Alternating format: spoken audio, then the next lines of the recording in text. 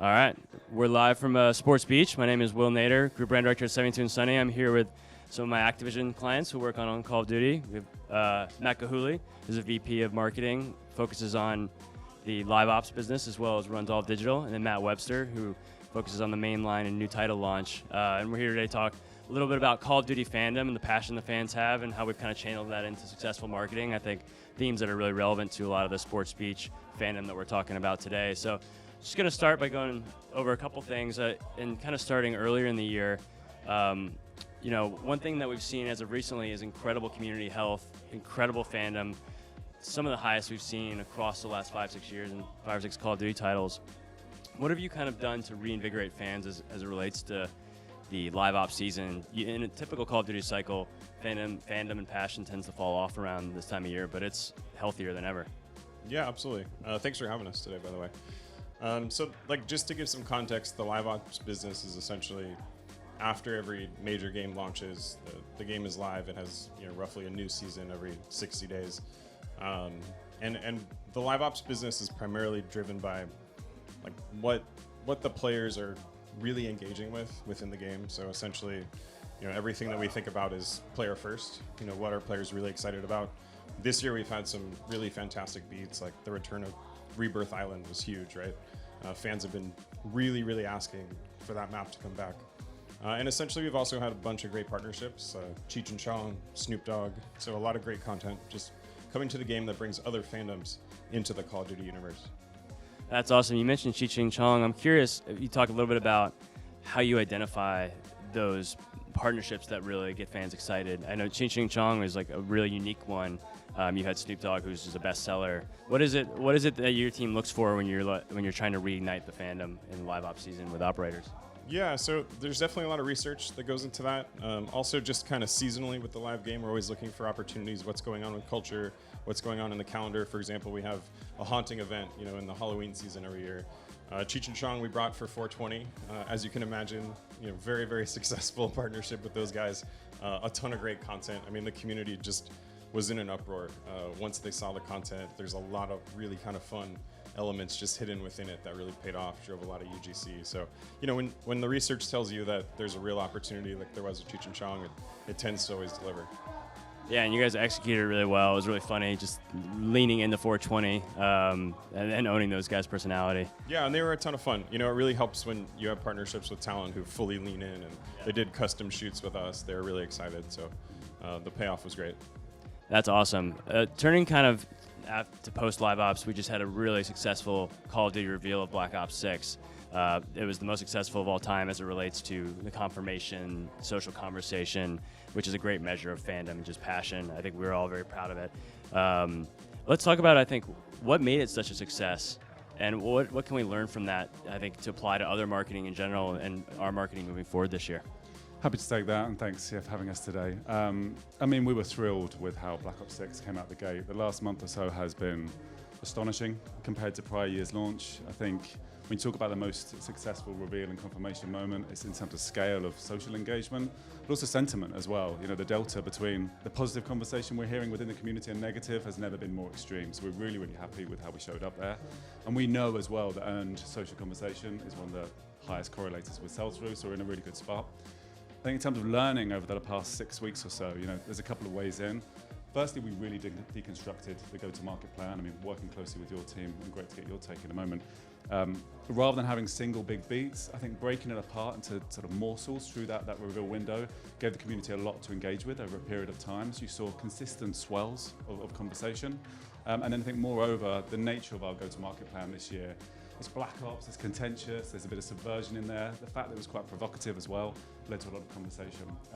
The final element throughout all of this is trying to map nostalgia of the gaming franchise, and there's plenty with Black Ops with innovation throughout. So we had a lot cooking simultaneously. Yeah, I actually want to talk a little bit about that go-to-market plan. I think in a day and age where you can easily just default to, let's release a film, let's put paid media behind it. We did not have a lot of paid media. It was all designed to be earned media generated, and that's a very challenging thing and took a lot of hours to plan the right go-to-market. One thing that turned out to be incredibly successful happened to be old-style, old-fashioned newspapers. Talk a little bit about what the decision was behind newspapers and how that kind of unfolded. I think it was the full media mix. I mean, we tackled every single channel available to us. It was a really integrated campaign. I mean, the media mix with newspapers worked really well. We're playing with a political game there. Naturally, I think with the sort of traditional media styles, it really helped us out, leaning into the political landscape as well, particularly this year and the zeitgeist going on. So that was a nice opportunity for us. But even outside of traditional, it was fully integrated across digital.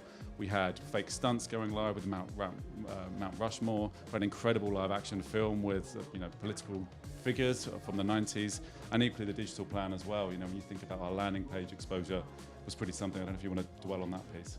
Yeah, absolutely. I mean, I think what was really fun about this game and what we're really excited about with the campaign, ahead is it's based in the 90s, right? And so we could really have fun with 90s culture.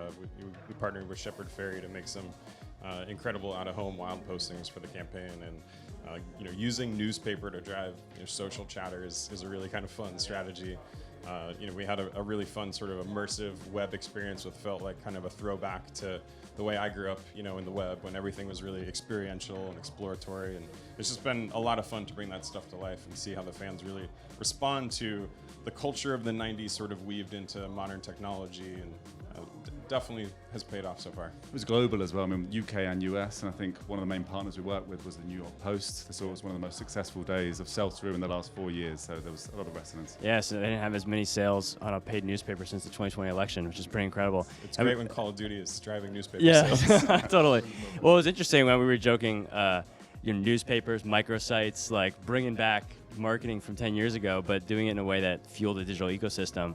One other thing I think was really interesting that kind of added to the go-to-market plan was the Shepherd Ferry posters. And in New York, I'd love for you to talk a little bit about how you maybe got him on board. He's one that is known to not do a lot of marketing. He's very authentic to Obey and all that stuff. But also like how we took live stunts and maybe fueled that in the digital ecosystem, maybe the strategy behind that. Yeah, so on the Shepherd piece, I mean, he came up early in the brainstorming sessions when we were talking about, how do we really kind of step into this intersection of 90s political culture. We were talking a lot about sort of the street art scene, and he was a natural person to reach out to, and we really didn't know, is he going to be interested in collaborating with us and doing something. And he actually has an agency, Studio Number One, so we reached out to them, and they were really excited about the opportunity. He was directly involved and very actively engaged in the concepting process, and really it was a lot of fun to see that idea come to life and to see it live on the streets and see fans' reactions to it was really fantastic. And to your other question, just around kind of the digital process of getting this content out, we had a lot of fun with misdirection on this campaign. I feel like it's sort of becoming a trend in the industry right now where people are wondering, is that real? What exactly is happening here? If I go to the place, am I going to see that actually there? Or is this sort of digital techniques, having fun and sort of misguiding the blended reality between a marketing campaign and the real world? And we had a little bit of both, right? So some things you could go see live in New York on the streets, and other things like Mount Rushmore were a fun little clever trick that you guys helped us pull together. But in general, all of that drove a lot of hype and a lot of conversation, and that was obviously our biggest goal here. Yeah, I mean, it turned out to be incredible. And actually, I think one thing I'd love to talk about now, I know a lot of marketers are always striving for massive success, virality. They start with high ambitions to be brave. Oftentimes things get in the way, organizational things, just not finding the right idea, maybe just not having the budgets. Talk to me a little bit about how you approach brave work and how we were able to get a big swing through here in this reveal campaign. I mean, we did a lot of really great stuff, from these stunts to Mount Rushmore to the political figures film. A lot of things most marketers wouldn't normally do. I think we're fortunate with Call of Duty. You look at the franchise over 20 years now. Every year we take pretty big swings comparative to the competitor set, I would say. So it's kind of ingrained within the franchise to some degree anyway. We were fortunate this year that we ideated early, worked with you closely, and got sell-in really early on in the process, so that certainly helped. But ultimately, it's true to the game. You're always most successful when you're true to the game content and format. And this year is all around subversion and corruption within the CIA and going rogues. There's a dark underbelly to the game anyway. And the line that we rallied the whole campaign around was the truth lies, so not knowing who to trust. Really led into provocation there, and I think once we managed to sell that in internally, everyone rallied behind that one cause. And I'd say it's probably the most integrated we've had in terms of consistent messaging across all teams in our go-to-market, which was also a testament to the success. the other element, as I nodded to previously, was like how do you balance the aspects of a really classic sub-franchise, 20 years old, that the that the community love in Black Ops, and then bring that innovation. So concurrently as well, you've got these sort of franchise nods from 15 odd years ago, but with really compelling cutting-edge innovation, and that can be, CG developed content like we had with Rushmore, right the way through to this incredible key art that we now have with motion-first dynamics rather than a static content. So a few things merged simultaneously, but ultimately we're really lucky this time to get passion internally for this campaign. And I'll just say, you talked about fandom at the beginning, right? Within the Call of Duty universe, there's lots of different pockets of fandom, and the real sort of diehard Black Ops community, they saw the signals early in the campaign, right? And they were super excited. This is sort of a traditional way that Call of Duty goes to market with Black Ops games, where it's rooted in history, it's rooted in the real world, and so I think the fans really respond to that, and it just sort of speaks to the unique nature of Treyarch's games and really the fandom that exists for the Black Ops sub-franchise. We're also in a luxurious position, right, of, given how big we are as a franchise, using political figures from the 90s, Clinton, Bush, Saddam, the gravitas that we can bring as a brand, and then the audience reaction to that helps us get that groundswell as well. So it was a perfect storm. Yeah, I've realized, especially the Black Ops game, the more you can make it hyper relevant to the themes of today, even if it's set 20 some odd years ago, the more impactful it is, the more powerful it is, the more fans love it. I think we were able to really capture that with Kai Cenat freaking out to a surgeon leaving work to talk about in his car. There's a lot of funny clips that came from it. Yeah, absolutely. We have great momentum right now. Black Ops 6 is loved. You guys had an incredible Xbox showcase with the gameplay reveal trailer. Just everything has been so extremely positive, but the year's only half done. Still have launch to tackle. What are you most excited about as we head into the back half of the year and we head into the ramp up to the big moment, which is the launch of Black Ops 6? Yeah, absolutely. I can sort of start it. Call of Duty Next is an event that we've been hosting for a few years now. It's a major streamer event where it's really the first opportunity for the community to get hands-on with the game. So we have that coming up at the end of August. And every year we try to bring new surprises and really kind of work on making that an even bigger moment for the community. It tends to be one of our biggest conversation days of the year. So we have that coming up this year, which is going to be a lot of fun. And yeah, what else do you want to talk about? A few things cooking, aren't there? You mentioned actually the reveal trailer. We haven't even touched on the fact that that was the most successful we've had in history, 50 million views on YouTube alone. So we've got such momentum, and how do you top it each year? It's all roads lead to launch at the moment. So October the 25th, we launched the game. We're exploring a whole host of avenues at the moment that we can't necessarily go into, but there is an element of historic, sort of widely loved Black Ops campaign work that we're exploring at the moment that I think the community is going to be really excited by. So that's coming soon. That's awesome. Well, it's always amazing to chat. I think Call of Duty fandom, especially at Sports Beach, it's just such a pretty amazing connection as we talk about one of the most passionate communities in the world. You guys are always setting the bar incredibly high. So thank you, Matt, Webster, and Matt Gilhooley for joining me.